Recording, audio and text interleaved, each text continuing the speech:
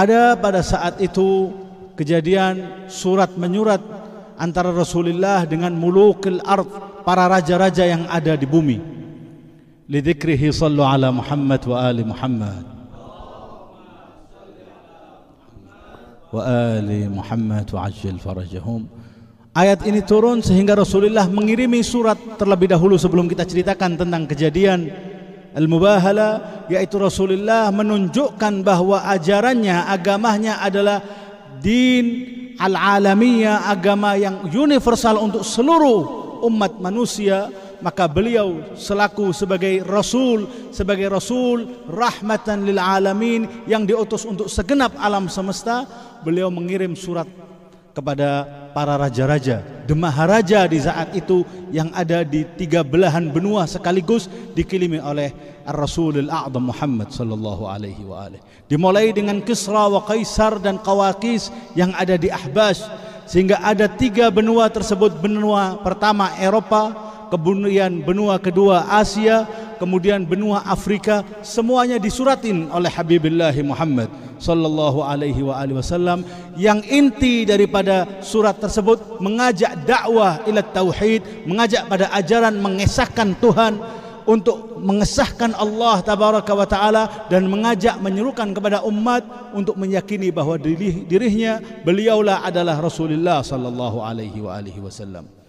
Kemudian surat itu disebarkan melalui delegasinya, diterima oleh Kisra wa Kaisar. Kita semuanya tahu Kisra adalah orang-orang yang ada di Furs, orang-orang Zoroastia atau orang-orang Zoroaster, orang-orang yang menyembah, mengagungkan api dan matahari.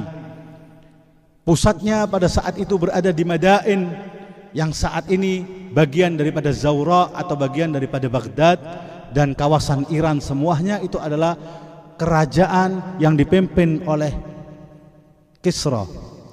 Kisra tersebut memegang belahan dunia, kekuasaannya seluruh daripada Asia, dimulai dari Baghdad sampai ila Sin, semua itu berada dalam genggaman dan kekuasaan Kisra.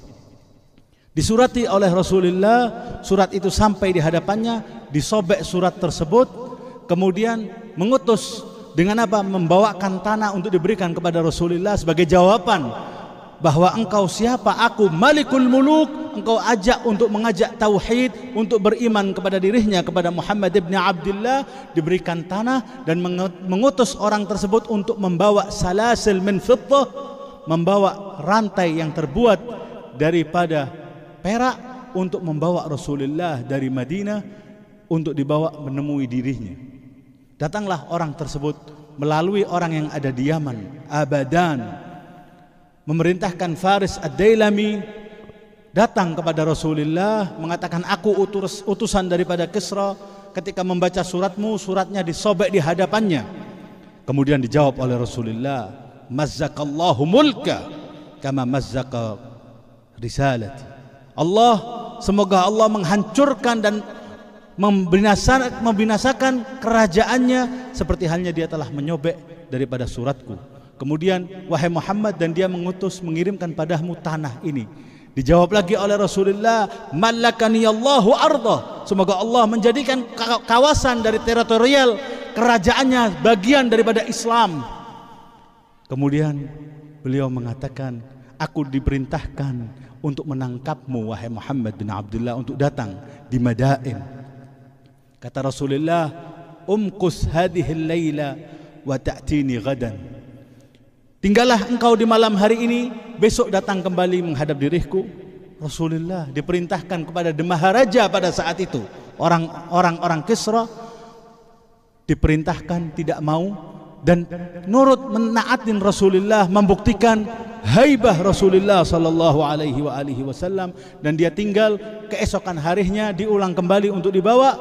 Dikatakan oleh Rasulullah ucapannya yang begitu ma'ruf, inna rabbi qad qatala rabbakumul bariha. Katakanlah, sesungguhnya Tuhanku Allah tabaraka wa taala telah membunuh tuan kalian, raja kalian, demaharaja kalian semalam.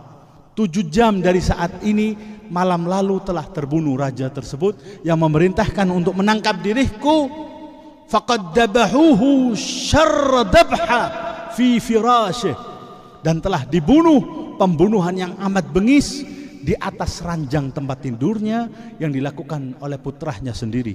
Terheran-heran orang ini. Siapa putranya? Yang dijadikan waliyul ahad, putra mahkota yang akan menggantikan The Maharaja pada saat itu.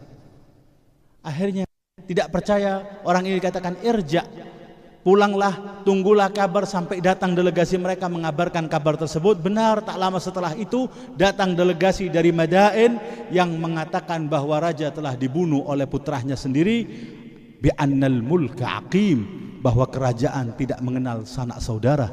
Putranya berani membunuh bapaknya karena gila akan harta dan kursi dan jabatan. Kemudian raja yang baru memerintahkan da' nabiyil fil Madinah, biarkanlah nabi yang ada di Madinah tidak dilakukan apapun kepada Rasulullah. Setelah kejadian itu tidak lama pula surat yang sama sampai pada Kaisar, orang-orang yang ada di Bazanti, orang-orang Romawi. Kalau Kisra tadi adalah orang-orang Persian, orang-orang yang ada yang menguasai, yang kemudian mereka adalah penyembah matahari, penyembah api. Kemudian surat yang sama diberikan kepada Kaisarir Rum, orang-orang Romawi. Dimulai kerajaannya sampai ke Eropa, dari Konstantinopel yaitu Istanbul pada saat ini, terus berjalan sampai Romawi, sampai Vatikan. Itulah kerajaan mereka, dan mereka ala Diana Nasraniyah. Mereka adalah berkeyakinan agamanya agama Kristiani. Kemudian sampai suratnya, surat itu diberikan salah satu pembesar pendetanya, pausnya pada saat itu yang ada di Kanisa Al-Qiyamah fi Palestin, yang dikatakan Syekhun Harim, sehingga matanya menutupi, alisnya menutupi matanya, tidak keluar dari kanisa kecuali sana marratan wahidah, setiap tahunnya keluar satu kali ketika membaca surat Nabiyullah afdalul awwalina wal akhirina Muhammad sallallahu alaihi wa alihi wasallam, yad'u ila Allah wa yad'u ila al-Islam wa yad'u lima yuhyikum, mengajak untuk kepada keislaman, kepada kehidupan yang sebenarnya. Ketika membaca ini, kemudian dia keluar di hadapan umat Kristiani semuanya, innahu ma basyara bihil masihu Isa. Ini surat dari sosok yang telah dikabarkan kabar gembira dari Al-Masihu Isa. Wa ana aqul ashhadu an la ilaha illallah wa anna Muhammadan abduhu wa rasuluh. Spontan ketika membaca surat tersebut mendeklarasikan dirinya masuk Islam.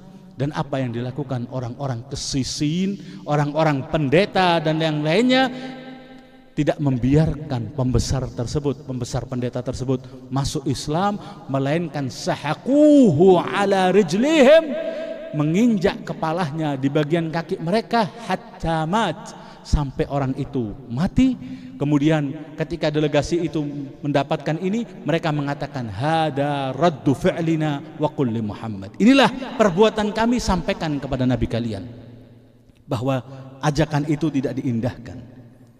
Setelah akhirnya surat demi surat ini, mulailah orang-orang yang ada di Najran, orang-orang yang ada di perbatasan Saudiyah dan Yaman, mereka mulai mendengar dakwah Rasulullah, qawiyah dakwah Rasulullah, semakin tersebar Islam.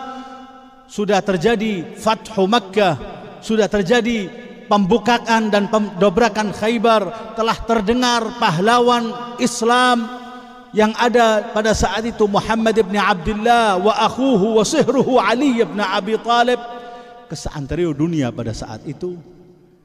Pada saatnya giliran orang-orang Najran datang untuk muhajajah, untuk mulai bertanya dan berdialog dengan Rasulullah sallallahu alaihi wasallam tentang trinitas, tentang keyakinan mereka akan salus, akan ketuhanan yang tiga, yang telah menuhankan khalqillah wa huwa nabi, yaitu Isa al-Masih ala nabiyina wa alaihi afdhalus salati wassalam.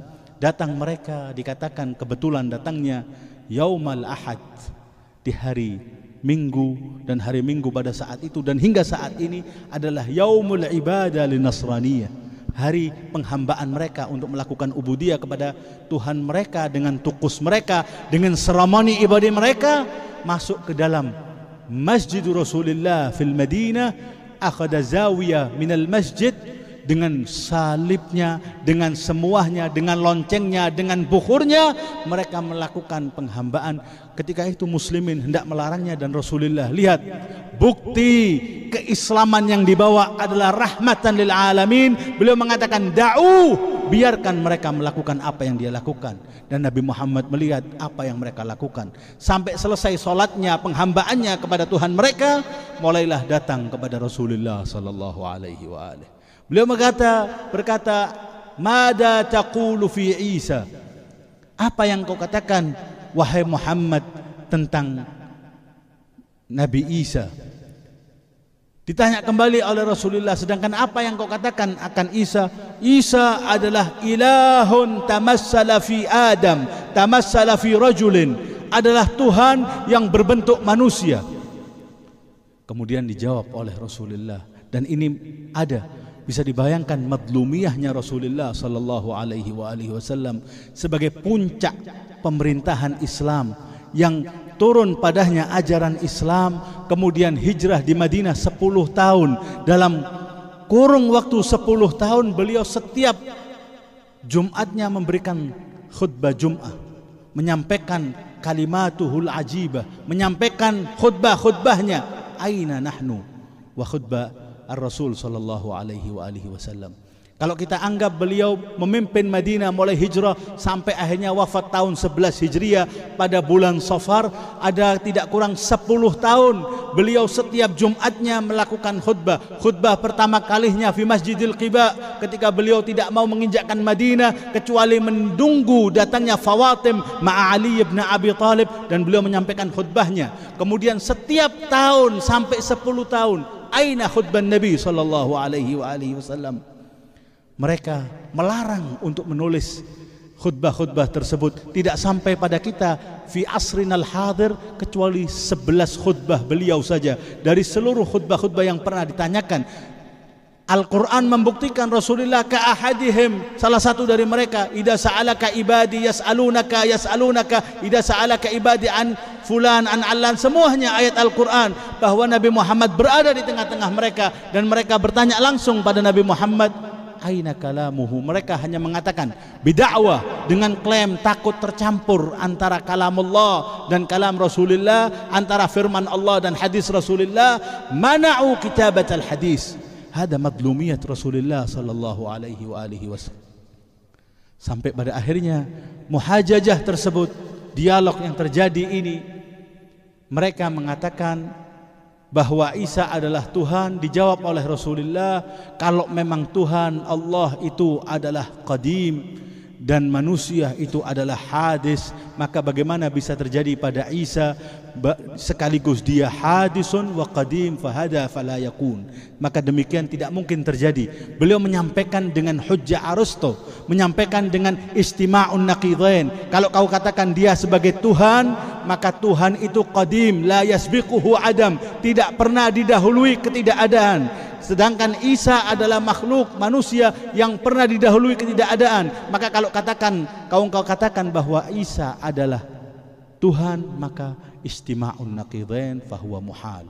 Kemudian diturunkan apa? Diturunkan mengatakan bukan Tuhan. Wa innama ibnullah, annal masiha ibnullah, bahwa Masih adalah putra Allah. Kemudian dikatakan pula oleh Rasulullah, kalau dia putra Allah, maka turun ayat tadi awal yang saya bacakan, inna masala Isa indallah kamasali Adam. Sesungguhnya Isa di hadapan Allah, di pandangan Allah tabaraka wa taala, seperti Adam. Khalaqahu min turabin, Allah ciptakan dari tanah. Summa qala lahu kun fayakun, kemudian Allah mengatakan jadi maka jadilah. Mana yang lebih susah? Kalau engkau menjadikan Isa sebagai Tuhan, sebagai Bapa, Ibnullah karena tidak memiliki Bapa, maka yang lebih utama untuk kalian sembah adalah Adam, karena Adam tidak memiliki ayah dan ibu. Sedangkan Isa tidak memiliki ayah, akan tetapi memiliki ibu. Ibunya adalah Maryam binti Imran As-Siddiqah. Dikatakan mereka, iya, kenapa kita menjadikan bahwa Isa sebagai ibnullah sedangkan Adam tidak kita jadikan ibnullah? Karena ada nas di dalam kitab mereka bahwa inni dahibun ila abi. Ucapan yang ada hingga saat ini mungkin di Injil, hanya saja yang saya baca dalam bahasa Arab, saya akan pergi kepada Bapa. Kemudian Rasulullah mengatakan, tidakkah engkau menyempurnakan ucapan Isa tersebut yang ada dalam kitab kalian? Inni dahibun ila abi wa abikum. Aku pergi kepada bapak saya dan bapak kalian semuanya, yakni ilallah tabaraka wa ta'ala. Artinya kemudian bahkan Rasulullah menjelaskan bukan kepada Allah melainkan kepada abuna Adam untuk berjumpa. Innama rafa'ahu Allah, diangkat di sisi Allah sehingga bertemu dengan Adam fi jannatillah fi sama'il awal dan lain sebagainya, sampai akhirnya mereka wabuhital ladzi kafar, mereka terbelenggu, mereka terdiam, tidak bisa memberikan jawaban apapun atas kuatnya hujjah dan argumentasi yang diberikan oleh Rasulullah. Pada akhirnya mereka tetap, inilah apa yang terjadi di zaman itu masih terjadi hingga saat ini, yang namanya al-inad, ngeyel kata orang Jawa, angkuh, congkak untuk menerima kebenaran apa yang telah terbukti. Min ba'di ma ja'aka bihi ilm, datang kepada mereka keilmuan, pemahaman 100% atas kebenaran dakwah yang disampaikan Ar-Rasulul A'zam wan Nabiyil Akram Muhammad. Mereka mu'anid, mereka tetap bersikukuh dengan keyakinan mereka atas Nasraniyah. Pada akhirnya Rasulullah mengajak mereka untuk bermubahalah, untuk bermula'anah. Mubahalah adalah saling melaknat satu persatu. Wa yad'u li halak wad damar, mengajak dan mendoakan satu sama lain untuk kehancurannya. Apabila alal haq fahuwa salim, kalau dia alal batil fahuwa mal'un. Kalau dia berada pada kebenaran maka dia akan selamat, sedangkan orang yang batil akan dituruni adab Allah dan akan dilaknat dan mendapatkan berbagai macam siksa dan lain sebagainya. Sehingga mereka mengatakan, kalau begitu hada adlun ainus shawab ya Muhammad, inilah kebenaran yang sebenarnya, kita setuju untuk bermubahalah kepada dirimu. Maka Rasulullah menentukannya, fanakuna ghadan nubahilu amam Allah. Kalau begitu besok kita akan lakukan mubahalah tersebut kharijal Madinah. Semua muslimin menanti kejadian tersebut. Keesokan harinya mereka dengan seluruh pakaian tukus Nasraniyah, pakaian yang terbuat daripada sutra, dengan salibnya, dengan loncengnya, dengan semuanya, yatadarraun, mereka berharap-harap sambil menanti datangnya Sayyidil Wujudi Muhammad dengan khawasil khawas, safwatus safwa min ahli baitih.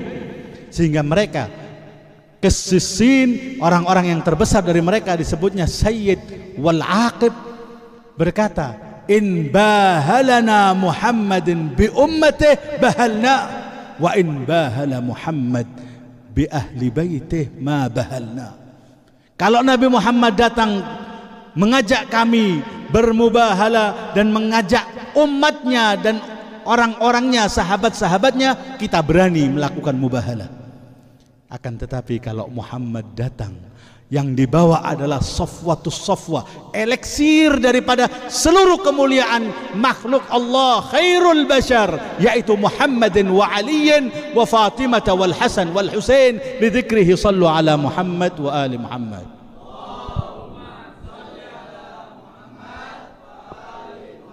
Apabila Muhammad datang dengan cahaya-cahaya ini, maka kami tidak akan pernah melakukan mubahalah.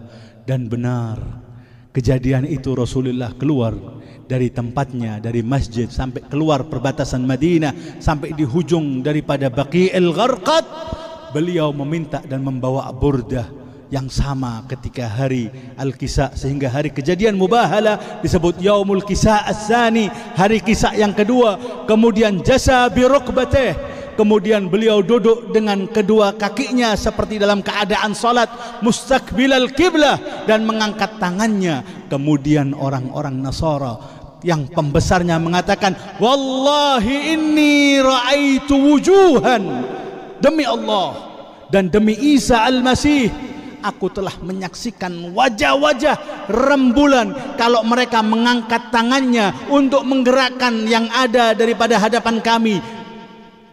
Pegunungan ini la azalu min makanih, akan bergerak dari tempatnya. Maka katakanlah pada Muhammad al-musalahah, meminta untuk berdamai. Fala tal'anna ya Muhammad, jangan laknat kami wahai Muhammad, jangan doakan keburukan pada kami wahai Muhammad. Fala yabqa nasraniyun ala wajhil ard, tidak akan pernah tersisa satu orang umat Kristiani satupun di atas bumi apabila terjadi mubahalah pada saat itu. Dan mereka lari terbirit menghadapi Rasulullah yang telah duduk. Dibawa di situ abna'ana wa abna'akum, Al-Hasanan, Al-Hasan wal Husain, dituntun bagian kanan kirinya, kemudian Fatimah di bagian tengah-tengahnya. Wa nisa'ana wa nisa'akum adalah Fatimah, wa anfusana wa anfusakum, datang setelah Fatimah yang paling ujung adalah Ali bin Abi Thalib. Hada wahyul ilahi, bahwa Fatimah Az-Zahra salamullahi alaiha bi ayyati ahwalin kanat, bagaimanapun keadaannya, dengan hijab sempurnanya, tidak pernah mereka menyaksikan bayangan daripada tubuh, apalagi wajahnya Fatimah Az-Zahra salamullahi alaiha. Diawali ayahnya Rasulullah di tengah-tengah, kemudian Fatimah diapit oleh Ali di belakangnya sehingga tidak terlihat Fatimah Az-Zahra salamullahi alaiha.